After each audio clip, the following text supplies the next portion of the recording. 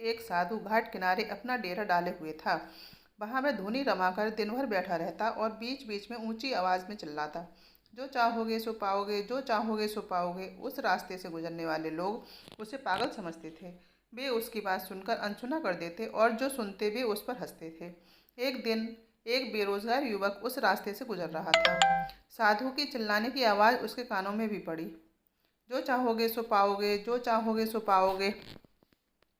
ये वाक्य सुनकर वह युवक साधु के पास आ गया और उससे पूछने लगा, बाबा, आप बहुत देर से जो चाहोगे सो पाओगे चिल्ला रहे हो।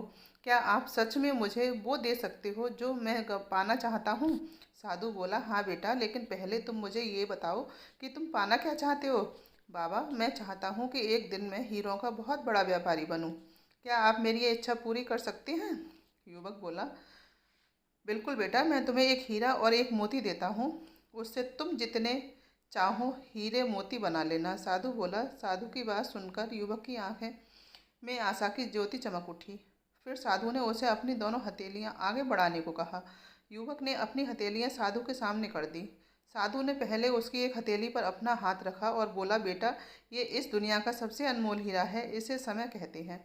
इसे जोर से अपनी मुट्ठी में जकड़ लो।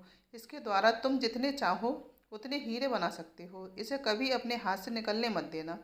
फिर साधु ने अपना दूसरा हाथ युवक की दूसरी हथेली पर रखकर कहा, बेटा, ये दुनिया का सबसे कीमती मोती है। इसे धैर्य कहते हैं।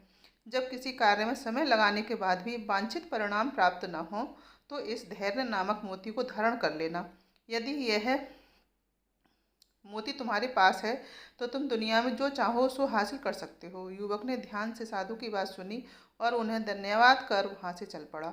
उसे सफलता प्राप्ति के 2 गुरु मंत्र मिल गए थे। उसने निश्चय किया कि वह कभी अपना समय व्यर्थ नहीं गमाएगा और सदा धैर्य से ही काम लेगा।